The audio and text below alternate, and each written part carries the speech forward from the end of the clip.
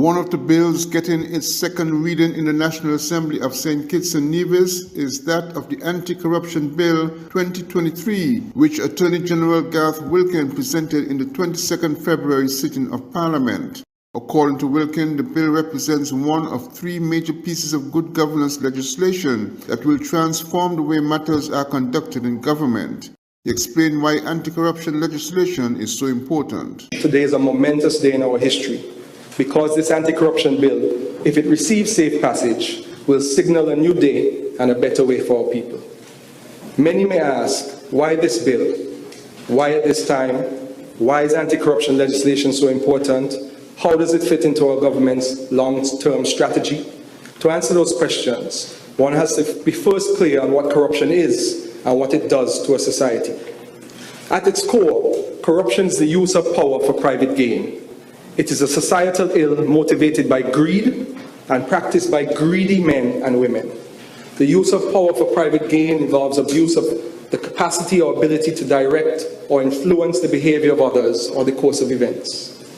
Private gain doesn't necessarily mean gain for your own self or family, but also gains for associates and cronies, which divert state funds or assets to the detriment of the people of a country. In a recent UNDP article titled "The Cost of Corruption," the following was reported, and I quote, "Corruption is one of the scourges of modern life. Its costs are staggering. Of the approximately US $13 trillion that governments spend on public spending, up to 25% is lost to corruption. In countries with high levels of corruption, governments spend 25% less on health and 58% less on education. Anywhere between 1.4 to 35% of climate action funds have been lost to corruption." Amendments to the Integrity in Public Life and Freedom of Information Acts are expected to pass through the National Assembly during the first half of 2023. Glenn Bart reporting for SKN Newsline. Following the discharge of the ex-parte order against socio-political commentator Ian Patches Liburd and his show Straight Talk, stemming from a proposed program entitled Let's Investigate Navigate a True Story, Liburd is calling on Attorney General Garth Wilkin to issue an apology and is also calling for his resignation. Speaking with SKN Newsline, Liburd contends that the actions of Mr. Wilkin himself brings the issue of credibility into his introduction of integrity and anti-corruption bills in the National Assembly of St. Kitts and Nevis. At the heart of the ex parte injunction was the matter of late Social Security payments on behalf of an employee. There were late payments in a period of approximately 2 years. The Attorney General paid 3 times on 3 occasions. So what that tells anyone? He's a serial delinquent employer. And so how can he get morality now to go into the Parliament and speak on a bill or introduce a bill that relates to integrity? The judge herself said that his Social Security contribution, and I'm paraphrasing here, his late payment of Social Security contribution constituted breaches liable to prosecution. I mean, that is damning. And that alone he should resign.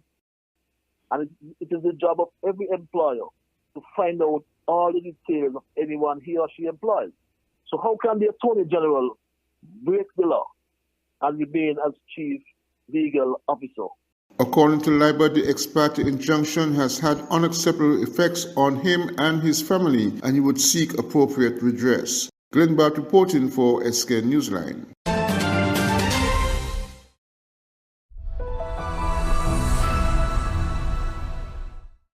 Hi, Tashawn Wilkin, the first Assistant Director here at MSR Media and a proud native of St. Kitts and Nevis.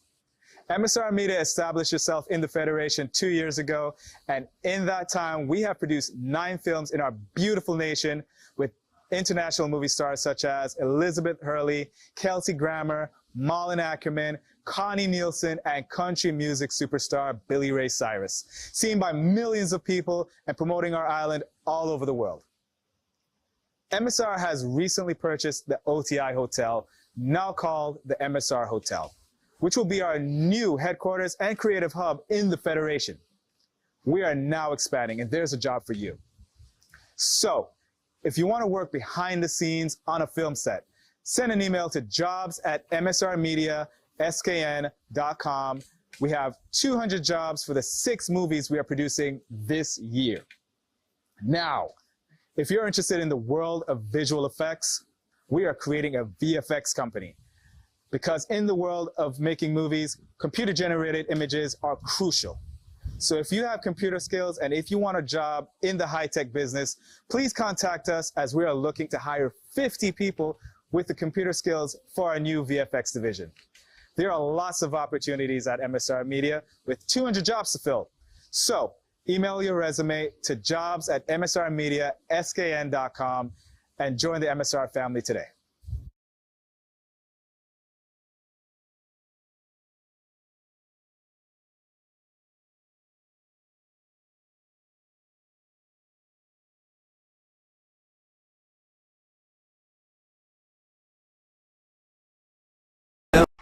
Living in the Caribbean is like paradise until you try to sell or buy an item online. If only there was an online marketplace that caters to your region.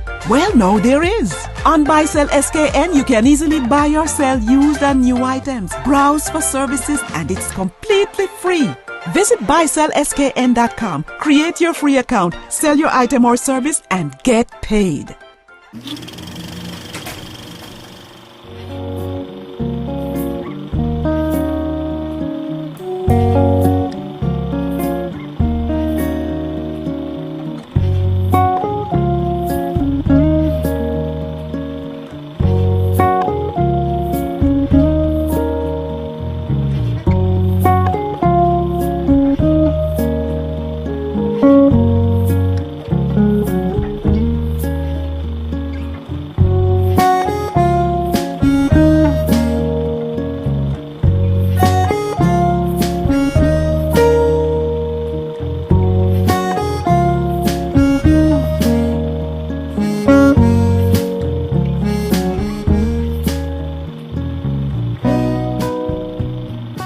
The SKN Newsline website now offers you more news.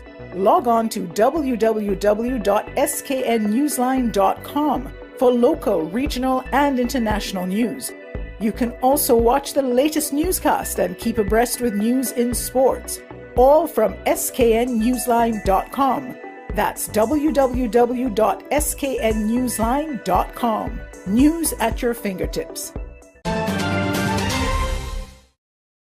Social commentator and former government minister Dwyer Astafan believes the government must take a more central role in achieving the country's food security. Speaking as a guest on Issues talk show on Freedom FM Tuesday, Mr. Astafan said a system must be put in place by the government to get all farmers working together to produce certain kinds of crops, which will be purchased and provide a set income for farmers while securing the country's food supply.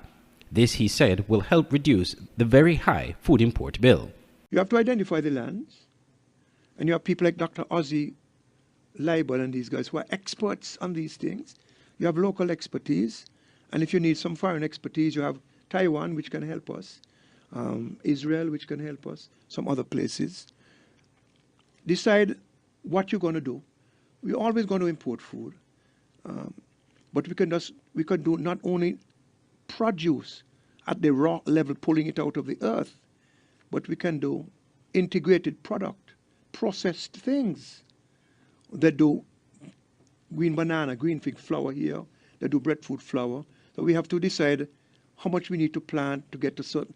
It needs to be done systematically, but it needs to be done. So the government, and I called on the Minister of Agriculture to take the lead on this, speak to the stakeholders, and come up with a formula. It's going to be something that takes time until we reach full speed.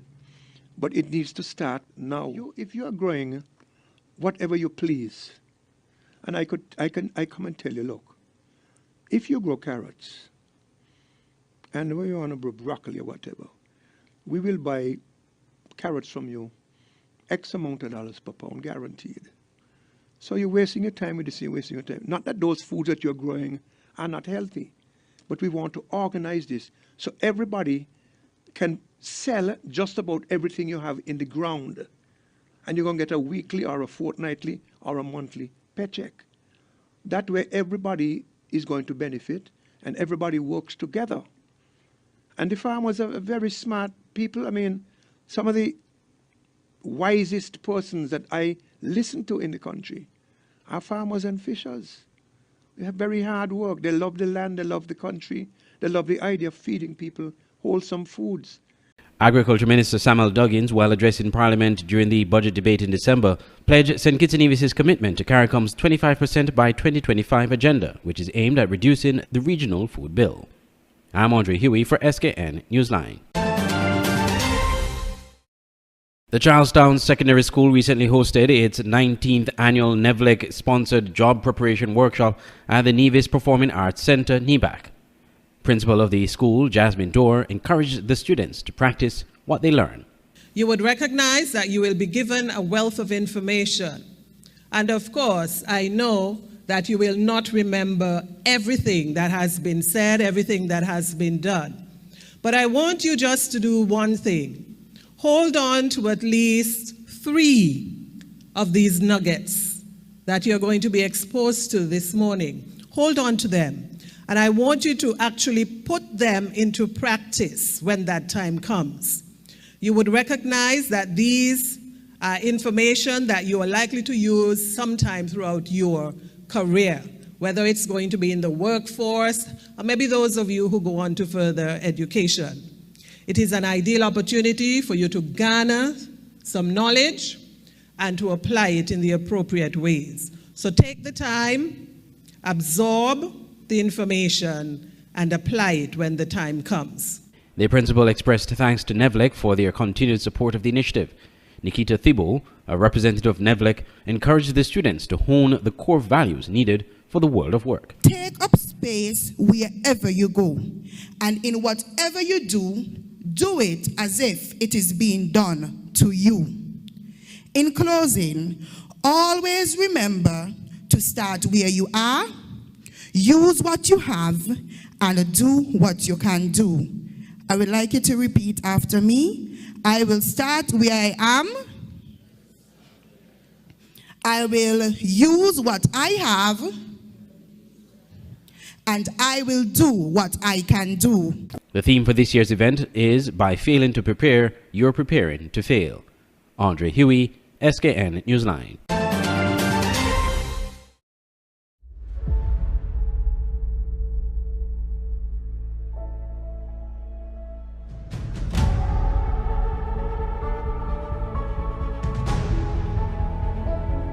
It's beautiful. He took one look at you and the angels started singing. Another wonderful day. What would you say about staying here for a few months or like a year, just so that we can be together again and just live and love and laugh and have fun and breathe?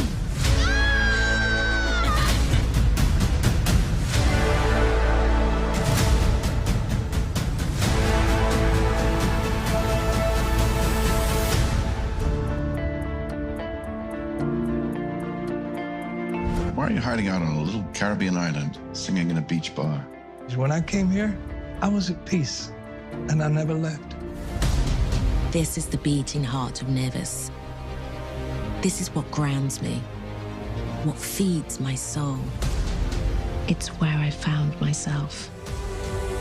I hope your life here will be full of joy. Love this island, my son.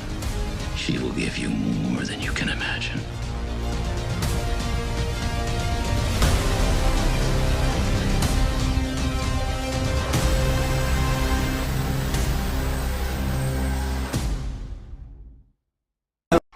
Living in the Caribbean is like paradise until you try to sell or buy an item online. If only there was an online marketplace that caters to your region. Well, now there is. On Buy Sell SKN, you can easily buy or sell used and new items, browse for services, and it's completely free. Visit buysellskn.com, create your free account, sell your item or service, and get paid.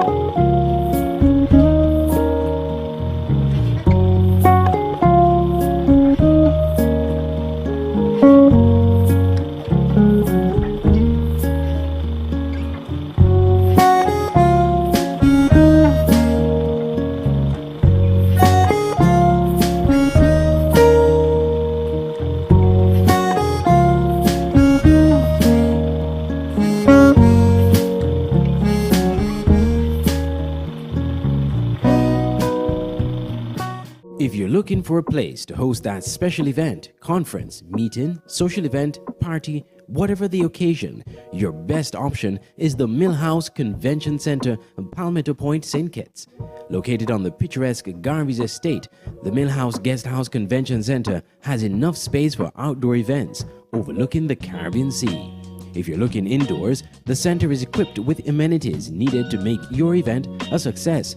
And by combining both spaces, you're sure to have a memorable event, no matter the occasion. Call the offices at Millhouse Guest House and Convention Center to book your next event on simply the most beautiful place in St. Kitts. Call 668-1392. Millhouse Convention Center at Garvey's Estate, Palmetto Point, St. Kitts.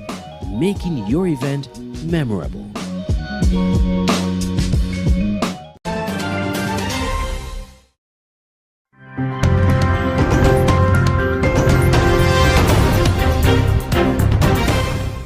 A wildfire in eastern Cuba has been inching closer to the Mensura Piloto National Park, which occupies an area of around 8,480 hectares.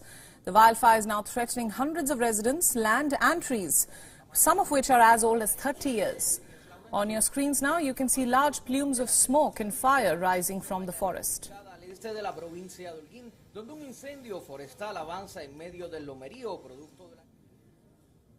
Firefighters have been trying to control the blaze that started this weekend. The wildfire started in Cuba's Holguin province, some 800 kilometers east of the capital, Havana. Strong winds and dry conditions are fueling its rapid spread. The fire has laid waste to more than 150 hectares of land so far and prompted around 600 residents to evacuate. Cuba has reported up to 80 fires just in the month of January. Reports suggest that the damage will be very significant and the forestry companies can suffer huge losses. Ya se fue realmente de control, ya la defensa civil lo está viendo de esa magnitud y lo fundamental en lo que estamos trabajando es para evitar grandes pérdidas de lo que es la población y otras afectaciones económicas, porque ya los daños a lo que es la vegetación ya en la parte de Pueblo Nuevo de Pinares afectó pinos de 3 años. Ya en estos momentos donde está quemando son pinos de 25 o 30 años, la afectación va a ser mayor. Es decir, la forestal va a tener grandes pérdidas que aunque pudiera recuperar mucho del pino que está aquí, para madera rolliza realmente la cuantía económica. Beyond World is One is now available in your country. Download the app now and get all the news updates on the move. 5 months after government's decision to reopen applications to Iranians for second citizenship with St. Lucia, that decision has been reversed. In a memo dated February 20th, 2023, the St. Lucia Citizenship by Investment Unit informed promoters and marketing agents that it had updated the suspension of citizenship applications from specified jurisdictions. The unit explained that having monitored the ongoing global challenges, it shall not accept applications from. The statement is an about turn for the CIP unit and the government. It was only on January 23rd that Deputy Prime Minister and Minister for Investment, Dr. Ernest Siller, defended the September 2022 decision to resume accepting applications from Iranians, particularly nationals living outside of Iran. I don't know that there was ever any international agreement and understanding that Iranian applicants who live in the US or live in England would not be accepted. I don't know, I'm not aware of it. But global tensions surrounding Iran had been escalating for months prior to St. Lucia's decision, due in part to Iran's admission that it had supplied Russia with drones that have been used in attacks on the Ukraine. Further, the country was slapped with sanctions following the killing of a 22-year-old woman in September 2022 by Iran's morality police for wearing her hijab improperly. The incident sparked nationwide protests, with the government unleashing violent crackdowns on demonstrators, with hundreds killed and more than 20,000 arrested. On Monday, February 20th, the same day that St. Lucia's government walked back its decision on access to the CIP, the European Union imposed asset freezes and visa bans on 32 Iranian individuals and 2 entities, including Iran's education and culture ministers, in the latest round of sanctions against Iran over its crackdown on demonstrators. In total, EU sanctions now apply to 196 individuals and 33 entities in Iran. Meanwhile, the British Foreign Secretary said the UK had sanctioned several regime members involved in repressing and killing the Iranian people, including children. On January 30th, the Prime Ministers of the OECS countries with citizenship by investment programs held discussions on the future of the programs, particularly increased scrutiny of the programs by the UK government as a means of determining whether the programs are undermining the UK's national security. The OECS leaders will again examine the CIP programs at the end of February when the Monetary Council meets. For the DBS News World, Lisa Joseph reporting.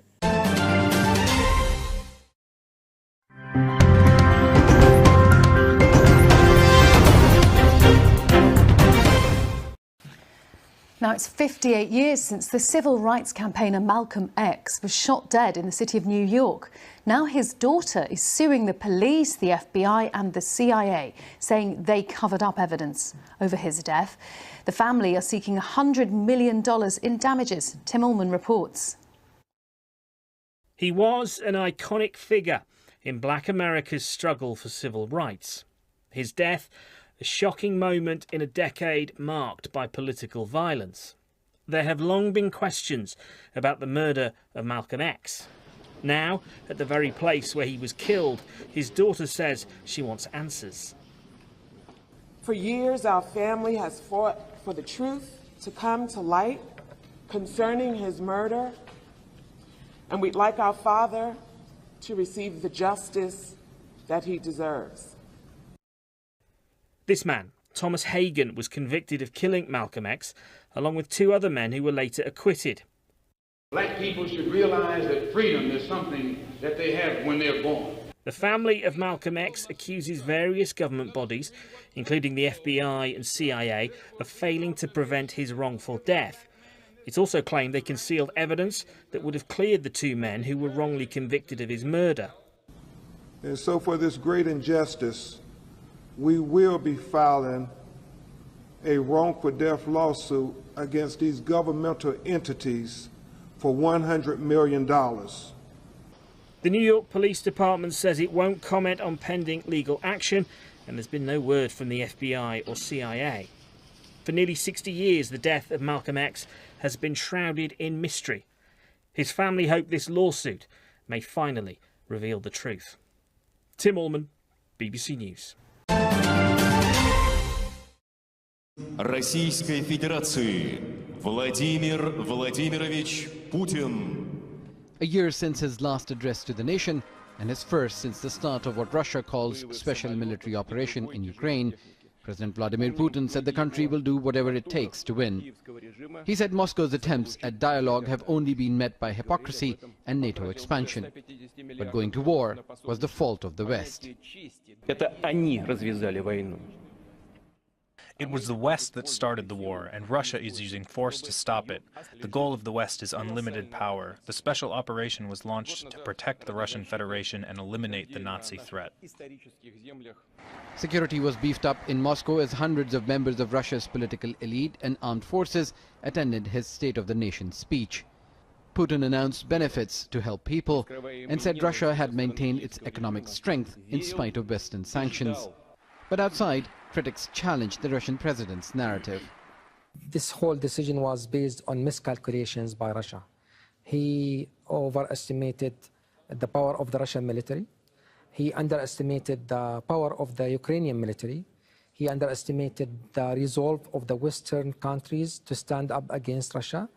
Putin accused the West of plotting to send nuclear weapons to Ukraine before the invasion. His wide-ranging address was meant to assure the audience at home and warn world powers, including by announcing the suspension of Russia's participation in the START nuclear arms reduction treaty with the United States.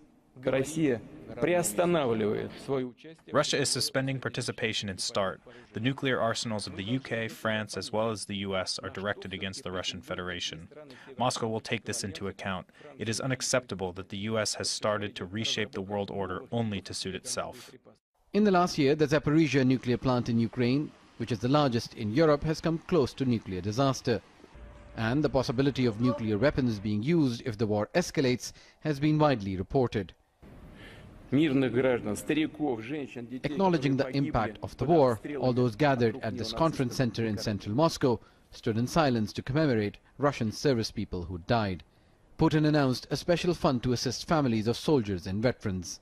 Russia will do whatever it takes to win. The message from a defiant President Putin was to assure his people what you're hearing from the West is untrue. According to him, the West has been unable to isolate Russia, defeat its military, or break its economy. But as the war drags past the one-year mark, there is no denying that the people are beginning to feel the impact. Samad bin Javed, Al Jazeera, Moscow.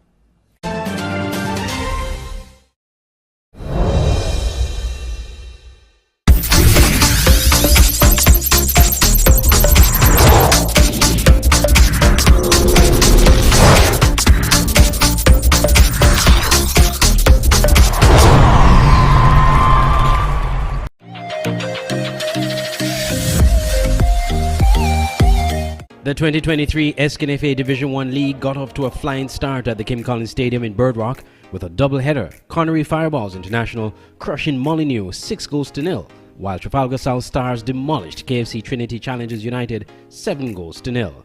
Goal scorer for South Stars, Sean Percival, scoring 4 goals in the 2nd, 3rd, 40th and 55th minutes. Jelani Willett scoring a brace in the 45th and 86th minutes, and Clarissa Gums in the 70th minute. After the match, manager of South Stars, Atkins Phillip, said the results are signs of the new thrust of the team this season. Well, the performance tonight was okay because we have been training and they're doing it better. We have a younger and a more strategic team this year, and we are on a mission. That's our motto, we are on a mission to go back straight up to the Premier League. Well, this is the statement everybody gonna hear South Stars 8-0 with the score, but we didn't matter the score. It's how we play the game. I mean, that's how we want to do. How we play the game, and we go forward, straight back up. Trinity Challengers coach Orrin Hughes said his team struggled defensively, which led to the poor result. Goals to have occurred, we would have been practicing exactly some of the things that I would have expected from the opponent. So for example, where that one ball over the top catch the defense flat-footed, I think it was just an error on judgment based on knowing what to do, even though we would have trained just up to yesterday and the day before as to one dropping off and denying the person the space. You find that person was still ball watching and not doing their jobs. In the other match, Connery Fireballs goal scorers Terrence Wallace in the 4th minute, Kay Nisbeth in the 5th minute, Catherine Bricken in the 12th minute, Kemuel Shari in the 30th minute, Curtis Sargent in the 36th minute, and Ozzie Butte in the 42nd minute. The Division 1 League continues on Thursday at the Kim Collins Stadium.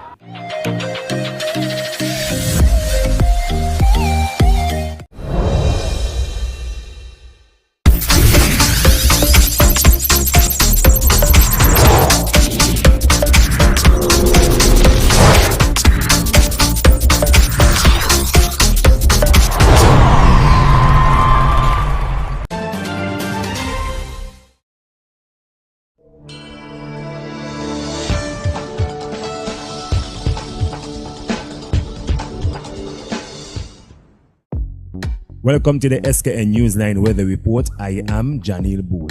Here is a look at the forecast for St. Kitts and Nevis.